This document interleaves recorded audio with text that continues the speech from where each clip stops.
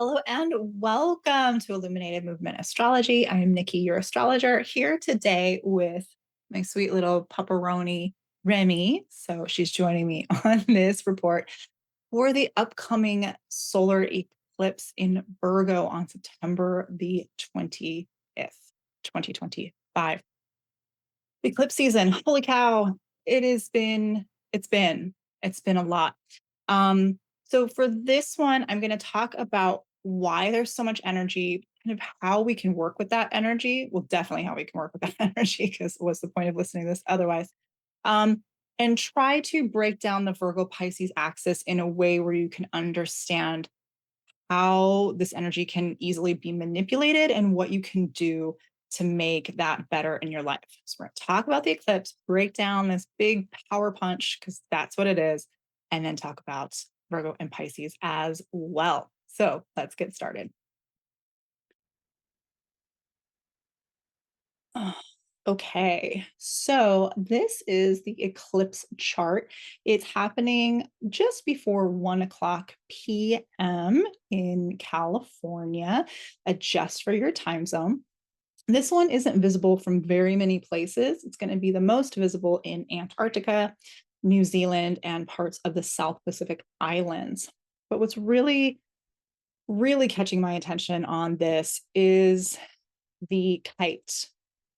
So the kite here is this big blue. I'm going to highlight the eclipse. Okay, it's at 29 degrees in Virgo.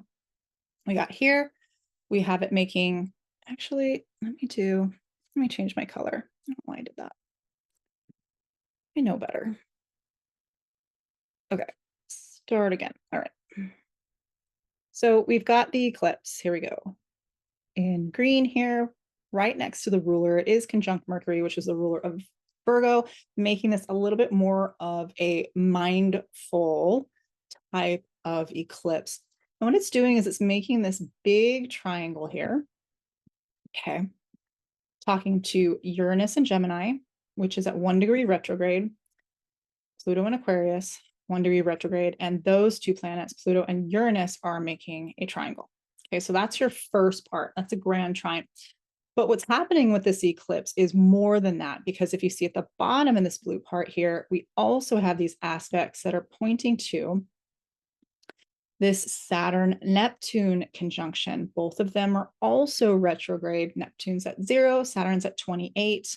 And our eclipse in Virgo up here at the top with the sun and the moon is at 29 degrees. So this is so much energy. A kite pattern is relatively rare. Okay, they don't happen very often, and the chances of a kite and an eclipse are even less of a common occurrence. So what a kite does is it takes this big blue triangle energy, okay, which would be between the sun and the moon. That's the eclipse part, well, with the South Node, and Pluto and Gemini, and it gives it more energy and more focus. And it says, hey, there's some action that needs to be taken. And it points to an area down here at the bottom, okay, that is the Saturn-Neptune conjunction. So this isn't just about Virgo, okay? Nothing ever is just about one planet or one sign in astrology, although it often gets presented that way because there's just so much to talk about. It's like layers on layers. It can get confusing, okay? I'm not going to focus on every planet today. I'm just going to focus on these particular planets because they're the main drivers of the energy.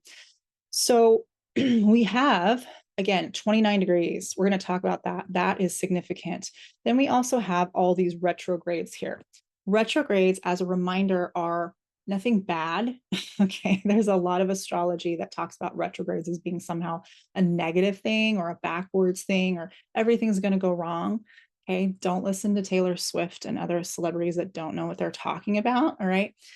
Yeah, there can be some energy that seems like things are a little bit more turbulent, but don't blame the retrogrades. Okay.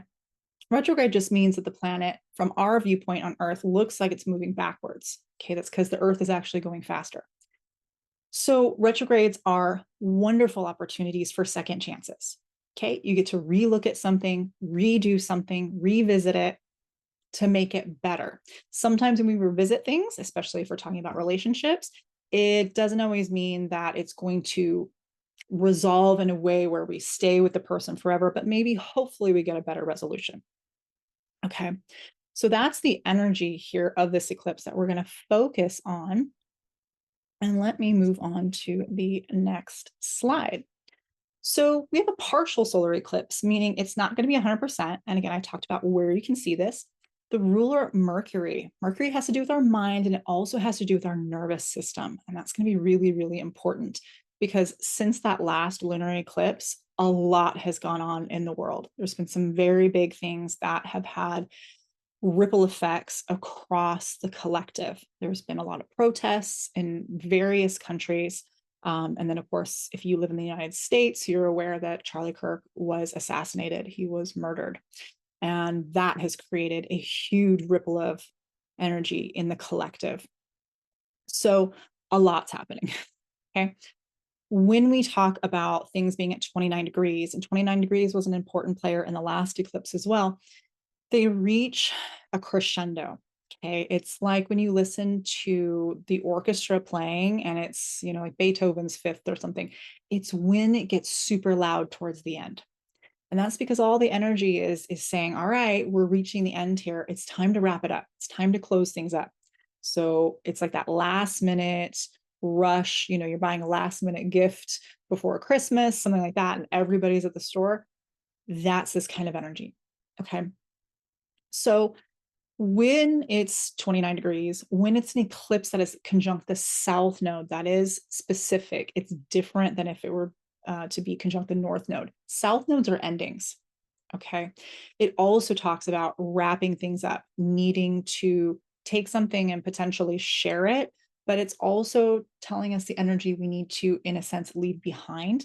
And that energy is going to be the more shadow sides of a particular sign or planet. Okay. So this isn't really just our typical Virgo. It's not going to be like, hey, girl, let's just start a fitness routine. Like, no.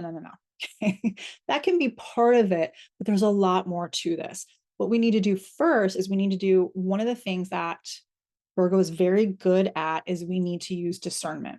Okay. And we need to be able to clear out what's not working so that if we, let's say, want to start a new fitness routine, we can actually do that. Okay. We got to be honest about what's causing us to not do the fitness routine in the first place. If we're using that example. Okay. Why is our health not really going well? We got to kind of look around. And right now there's something somewhere in your life that needs attention. It's gotten chaotic. It's being ignored.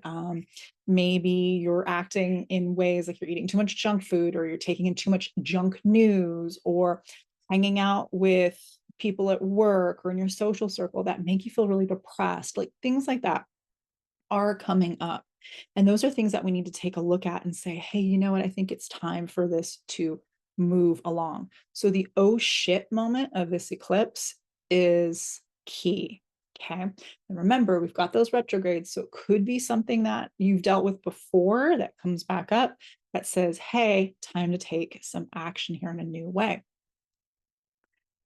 So I'm not going to go deeply into what's been happening on the world stage other than what I said in the very beginning. But there really is no easy way to say, like, we're at a huge crisis point. I think that's pretty obvious. I don't think I'm saying anything that's, groundbreaking there. And yeah, we're at a turning point. We are in, as I've said in, I think, every video for the last several months, we're in this incredibly rare convergence of cycles, okay, that don't occur very often on their own. And then the likelihood that they're happening layered on top of one another simultaneously is super, super rare. And then in 2026, we have an alignment coming up between Saturn and Neptune at 0 degrees Aries that hasn't happened in thousands of years. So that would have been ancient to the ancients when this happened. Okay. So no wonder it feels like, oh my God, why is everything falling apart? I don't know what to do. I don't know where to turn. I'm trying to get things going, but it feels like I can't get any traction. It's because we're on the precipice between old stuff and new stuff. So it's going to kind of still be for a while, this back and forth feeling. Okay. If you've been scared to shed things, to make changes like old labels, or afraid to look at the reality of certain belief systems that you may be holding, or information that you have, or perhaps you're living in an echo chamber of some sort. That's got to go, right? The doom scrolling, that needs to go. The not taking care of the physical body, that needs to go. Okay. Just because something has become a comfort zone, especially over the last years, there's been a lot of, and this is no judgment at all. I have my own coping mechanisms that are not the healthiest, that I know I need to get rid of. And I'm like, okay, girl, let's do this on the eclipse. The last, particularly 5 years, have been batshit crazy, right? There's so much going on. All of us have developed, at least one coping strategy that's not the best. Okay. That's just life. And that's okay. So sometimes we need that to get through. But now it's like, all right, that's served its purpose. Let's get rid of it. Okay. So Virgo is really, really amazing at analysis. Okay. It is the sign of the harvest. And back in the ancient times, when they were putting together all this information, Virgo was in control of separating the wheat from the chaff. That's one of her main depictions. And what that really represents is being able to separate what's healthy from unhealthy, what's truth versus lies, what is useful and not useful. Okay. All that kind of stuff. She's really good at separating, really good at helping us to discern. Okay, that is one of my favorite Virgo words, is discernment. And we need that now more than ever because of all the huge Pisces energy we've been living under since 2011, 2012, okay, when Neptune was there. And it feels like everyone lost their mind. Yeah, it's because a lot of people did, and not everyone's going to get it back. Some people are still stragglers, and we can't give up on them. But for all of us, it's been a huge, huge, huge time period of trying to figure out what's real. All these things we thought we could rely on went boop, bye-bye. Okay, and that wasn't just Neptune and Pisces, that was other things as well. But what Virgo is going to show us on this eclipse is okay, what's grounded and reliable and what's just pie in the sky. Okay, if you've had this dream and vision with the Saturn-Neptune conjunction, right, that you want to be a painter, that's your thing, but you've never picked up a paintbrush, you couldn't tell the difference between acrylic, oil, and watercolor to save your life, and you still think you're going to be a famous painter, it's probably not going to happen, right? That's not grounded in reality. Now, if you pick up the brush, you learn, you take classes, you practice, you hone your skill, well, great. Now you're making steps towards that thing becoming a reality. And that's all Virgo's territory, saying, all right, I'm going to pick up the thing, I'm going to do it, I'm going to practice it, I'm going to make it a routine, I'm going to take small steps and make this real, instead of it just being this, pipe dream that we're chasing. Okay. So the Virgo-Pisces Axis Trap, I think, in my humble opinion, this is the hardest axis to deal with in the entire zodiac. Now, that could be because it's also just, potentially challenging on my own chart. But really what I'm looking at is that we have been living in the age of Pisces for the last 2000 plus years. And we are in a shift moving into the age of Aquarius. Okay. If you've been following me for a while, I talk about the shifts. They're not like light switches on off. Okay. They're very slow dimmer switches. And the longer it takes for some transit to occur, the slower the fade up or down is. So right now we're kind of in the crossover between the age of Pisces and the age of Aquarius. Okay. Where exactly the crossover is, I don't know. How quickly it's going to dim up, dim down, I don't know. Okay. It feels like there's a lot of Aquarius coming in, and that's because there's a tremendous amount of Aquarian energy coming through that is pulling us more towards that shift of hey, Pisces is ending over here. We're moving towards Aquarius. Okay. So one of the things that's really, really difficult about the Virgo-Pisces axis is that A, it's super misunderstood. B, it's been very, very important for the age of Pisces. And now we're moving away from that. Okay. And there are those who have learned over the last couple thousand years how to tap into the energy and use it for their own devices that are not necessarily for the good of humanity. Okay. There are people that are really good at using esoteric knowledge for lack of better term, nefarious means. Okay. They're really good at it. They've kind of perfected it. And the rest of us, for a myriad of reasons, you know, traditions being broken, us being part of, you know, religious, essentially warfares that have been going on for the last few thousand years. A lot of that kind of stuff has taken away some of our connection to what would be more like the earth, the Virgo side of the axis, with homeopathy and earth ritual, being connected, being grounded. Everything kind of got outsourced through Pisces, where all of a sudden God was not within, God was without. Okay. And I know that's not true for every single tradition, but like the ones that got really popular, that has been true. And that's had a trickle down effect into pretty much every area of our day-to-day life. That's the Virgo side, right? So on this eclipse, and with the moving and the closing out of all this Pisces energy, Neptune and Saturn are talking about that as well, but it's the bigger shift from the age of Pisces to the age of Aquarius. There's a lot happening on this axis. To me, it's kind of vulnerable at this point, but it's not all bad stuff. Okay. We are absolutely this renaissance of all the spiritual movement that's happened since 2011, 2012 has been really positive in many ways. It's been not positive in other ways, but it's amplified the sharing of knowledge, right? That we can really harness consciousness. We can harness the energy of the God source, of creator, and bring it back within. Okay, that's huge, huge, huge, huge. And that's pretty recent. That really actually started with, well, to this degree, it started with the last Neptune and Pisces kind of discovery that happened towards the end of the 19th century. So it would have been like late 1800s. So it's actually quite recent. It's really only been like the last like 150, 65-ish. Come on, Nicole, do math better. Math's not my strong point. Years. Okay, compared to several thousand years. That's a big deal.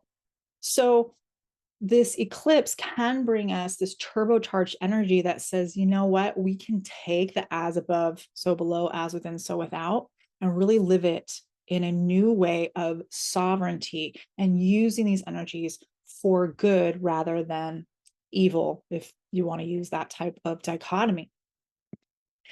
So as I've been talking about, the as above, so below, big, big, big, right? So Pisces is as above, Virgo is so below. Okay, taking the heavens, bringing it down to earth. But then it also goes the other way, right? What we do on earth goes back up, and there is this constant exchange of energy. Okay, so let's talk about the challenges of Virgo. Because this eclipse is at 29 degrees and it's conjunct the South Node, I'm going to be focusing on the things that are more challenging because that's what needs our attention. Okay, then we'll talk about some of the other things. So the challenges of Virgo are discernment, okay, criticism, details, science, okay, we've got earthly tangible matters, analysis, synthesis, rationality, okay, chaos management, envy, bitterness, burnout, servitude. Okay, Virgo is intellectual. It's ruled by Mercury. Okay, it's intellectual in a practical way because it's Earth.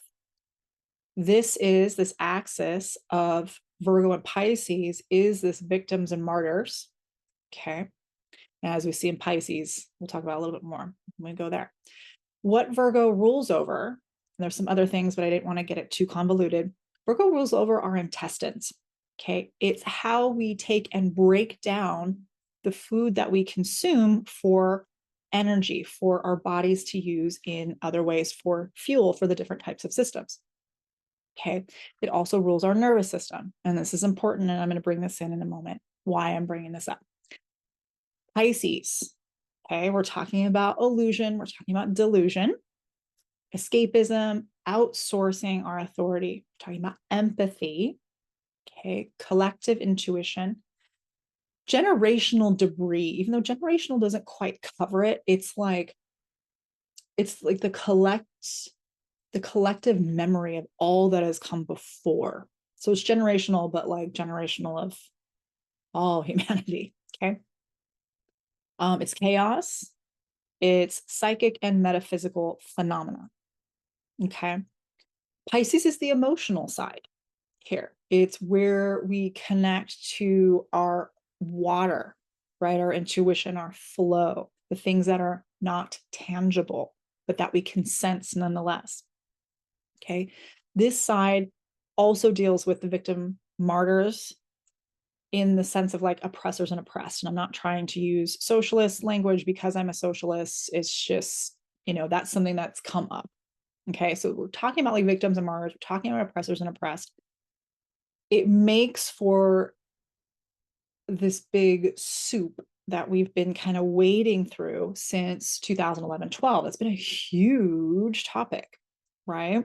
Especially in Western countries, to my knowledge, although I think this is also happening in many of the Eastern countries as well, because this is global. This is not specific to a particular country, a particular cultures, a particular people. These things everyone's experiencing all at once, although the manifestation for individuals will be perceived according to themselves and their chart and their experiences. Okay. So Pisces rules the feet and the lymphatic system. I always find it fascinating that Pisces rules the feet. Okay. So when they were doing the astrological chart, they took a human being and bent them backwards. Okay, so the head is Aries, and the feet, if you were to bend all the way around like a contortionist or a very flexible person, the feet would touch the head, okay, like a back bend. So that's where they meet. But the thing I find interesting is that the feet are what touch the ground, right? And Virgo is groundedness, is the earth, right? Type of energy. So that's where Pisces and Virgo again have that kind of crossover. Virgo rules the mind, the crown chakras, they're closer to heaven. So again, we can see that as above, so below goes both ways. It's balancing itself on purpose. Okay. Nature, creation, source energy, God, whatever it is that you ascribe to is so smart. Okay. The design is perfect. It really is, including all the imperfections. So when we're talking about the feet, okay, that's our first contact with the earth. And it's also for those of us, who are able to walk, where if we have anything that's gone wrong or that's out of whack, it affects our walking, our standing, our sleeping, everything. It affects the whole kinetic chain. And I know this very well from being a Pilates teacher for over 25 years now, that people's feet so often are the root cause of many of the dysfunctional patterns or pain that they are experiencing when they move. It's because the feet are just a mess, because a lot of people don't pay attention to their feet, right? The lymphatic system. So that part of our body that takes things in, helps our immune system. It takes in all the toxins and flushes it out. Okay. Can be easily clogged and overwhelmed, especially in modern life, because we're not bouncing anymore. We're not walking around and jumping and doing things like that as much. We sit a lot. Okay. So things become clogged up. It can become clogged up for other reasons as well. So if we look at Virgo and Pisces here, intestines, digesting, breaking things down, feet, making contact, moving us forward, lymphatic system, flushing toxins, potential to be clogged, intestines, potential to be clogged as well. This is really important because when our physical body isn't working so well, it affects our mental state and our emotional state, and vice versa. Our mental state, our emotional state affect our physical body. Okay. So with this eclipse, right, some of the questions here to ask yourself, and even beyond this eclipse, this is just great to do anyway, but it's going to be really, really important in this eclipse, is what are you taking in, right? In terms of anything, we're talking about food, we're talking about information, we're talking about other people. Okay. We're talking about any activity that you're a part of. Okay. Now ask yourself, how does this impact your physical body? Like, so many people, wake up in the morning and they start checking their phones, right? Checking social media, checking email, things like that. It's just become part of modern life. And a lot of people are questioning that. Is this the best way to move forward? What happens? Do you tense up? Do you feel constricted? right? Do you feel relaxed? Do you feel open? What is that like whenever you're taking something in? Again, whether it's food, whether it's information, whether it's other people, whether it's a practice, whether it's a class, doesn't matter. People on YouTube, spiritual people, me, whatever. How is that affecting you? Right? How do you feel? Your body will tell you first, often before your mind has time to catch up and like figure it out. The mind is actually slow a lot of the time, much slower than the body is. The body is instinctual. It reacts. We just have to understand its language because it's not verbal in the way that the mind is.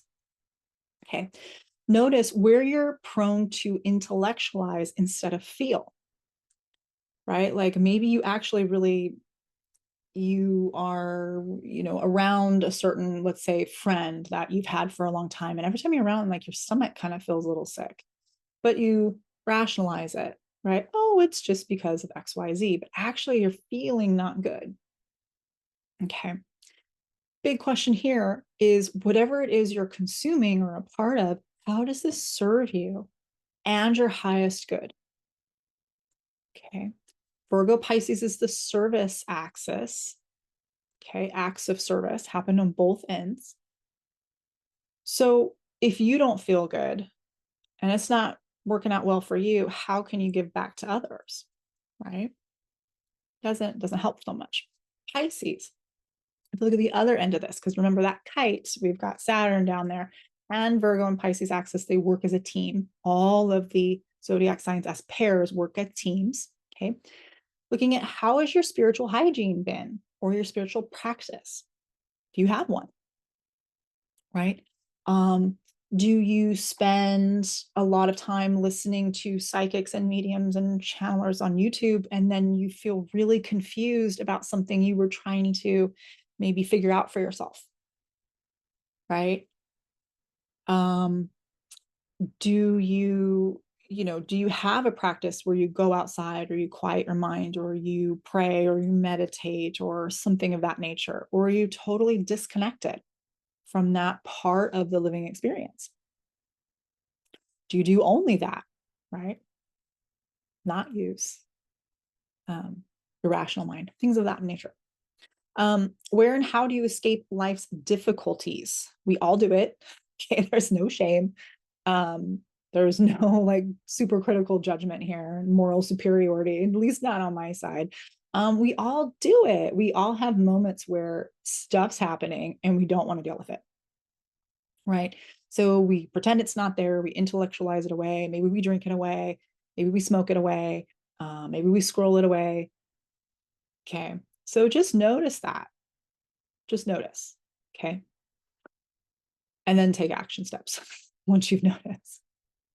Where are you prone to be emotionally persuaded instead of rational? And this is a big one. I'm going to talk about why this is a big one in a second. Okay. When your emotions take a hold of you, and this is a survival thing, you don't think rationally. The blood in your physical body goes whoop, out of the front of your mind, which makes more of those rational, logical types of decisions. And it goes down into like your adrenal glands and your muscles, and it's ready to propel you, okay, out of danger. Okay. Or if you get emotionally whelmed with sadness, right, it bypasses your mind and just washes you down in this way that you sink and you fall into despair, right? So again, when you look at this side, how does this serve you for your highest good? Okay. It's important because we as individuals ripple out into the collective. Okay. Your highest good matters. It's not just it. Being selfish is really not the highest good, like selfish to the extreme, right? We need to have enough self so that we have something to give and to contribute, and enough kind of awareness of others so that we don't just become a black hole, right? All right, so here's where we're getting. I never know quite how much to talk about, especially on YouTube. It's like you have to be careful with things, but I think this is important for where we are socially, collectively, and also with this eclipse. The big one that I see, because remember this eclipse is conjunct Mercury, is content, right? Media, movies, news, socials, all of those things, gossipies, whatever, right? All of that is designed to elicit an emotional response. It's not just information. Okay, it's framed as that, but it's not that. Okay, it's information that's designed to get you to react. I've talked about this in many other videos, especially by word choices. That's really big. It's vocal intonation and it's video imagery. Okay, videos are a million times, billion times, I don't know what the actual number is, times more impactful than just reading text or just listening to something. The visual makes it visceral because our mind perceives that it's really happening. Okay. And with AI, that gets even more complicated. So, word choices. This is something that drives me nuts about, YouTube videos and headlines and all that kind of stuff. And it happens in the spiritual community as well. These words like shocking, crisis, explosive, all that kind of stuff. It is done on purpose because it hooks into your brain and it puts the body into a particular state where it's more vulnerable. Okay, this stuff is being done on purpose. As I said, this is not by accident. Okay, sorry, my little pepperoos had to use the loop.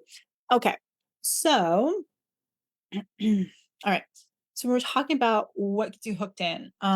All of these things together, the word choices, the vocal intonation, the video imagery, they bypass your rational mind by getting you to react, getting an emotional response, right? Once you are emotionally invested in something, okay, that's Pisces, from what you've taken in, Virgo, now you are more easily controlled, okay?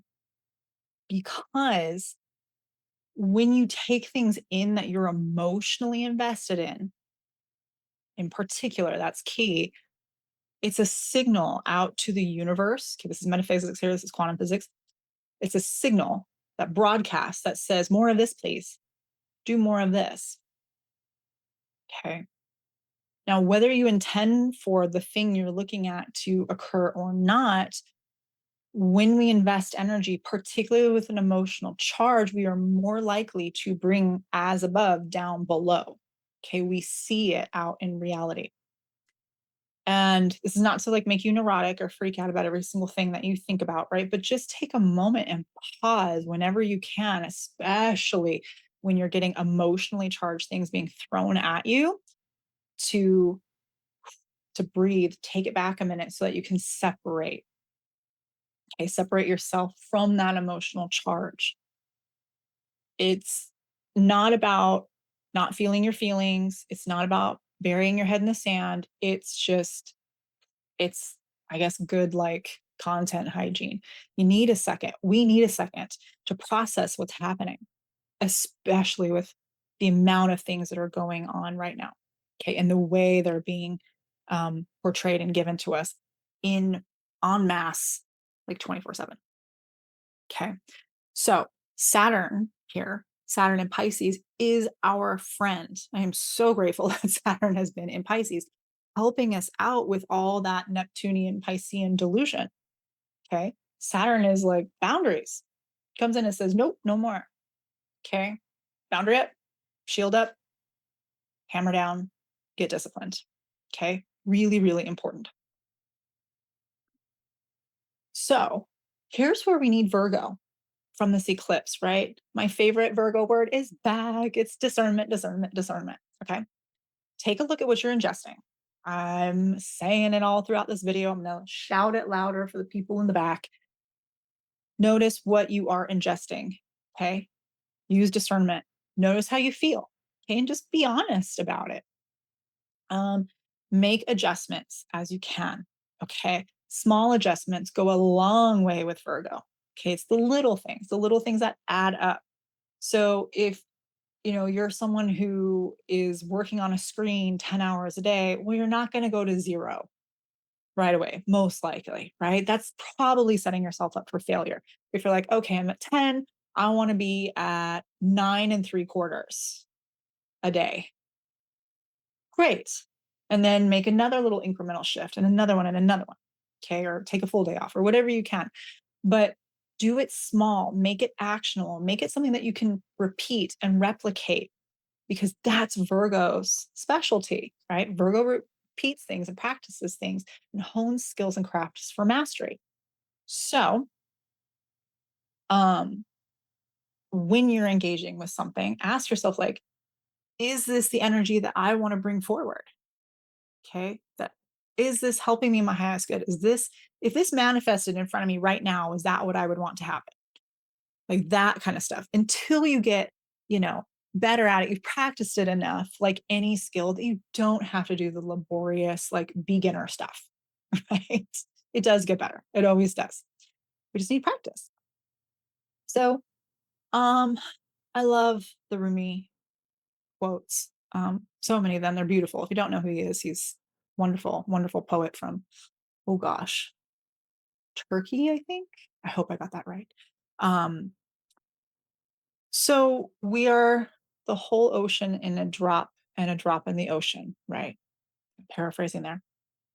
I'm going to talk about we are being bombarded with energy, okay? Because we are the ocean in a drop.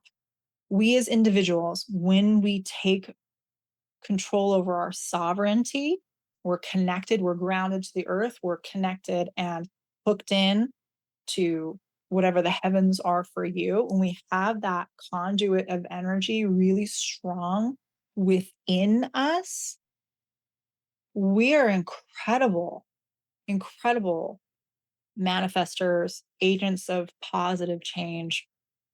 We are, especially en masse, an unstoppable force, really much bigger than any of these nefarious entities and beings and peoples and groups and all that crap that are trying to, sounds so silly, but they really are trying to, well, they have been controlling the world and they're trying to make sure that they don't lose the grip on it. We're so much more powerful than that. It's just that we need to wake up and realize that for ourselves and understand how to actually tap into our best nature, our creator nature. Okay. And again, use it in acts of service for the good. Okay. In whatever way that it is that you're called to. And that might be acts of service within your family. It might be for a neighbor. Okay. It doesn't have to be a big like fame thing or global thing. That's part of the illusion. Okay. That the small stuff doesn't make a difference, but it does. It's key. Okay. So we as individuals, conduits of energy, right? Virgo, the energy part is Pisces. What we imagine, Pisces, where our mind focuses, Virgo, brings the non-physical, Pisces, into being, Virgo. Okay, why this axis is so important? Okay, it's huge. It really is like the key points of the zodiac, especially right now. Okay, again, this is where we are the most vulnerable to programming and hijacking, but it's also the place where we are the most potent, where we are the most powerful, where we can do the most good. That's why it's the vulnerable spot. Okay. So, what do you need to purge? What do you need to purify? What do you need to pay attention to? What do you need to ingest more of and break down and eliminate? All right. The other parts.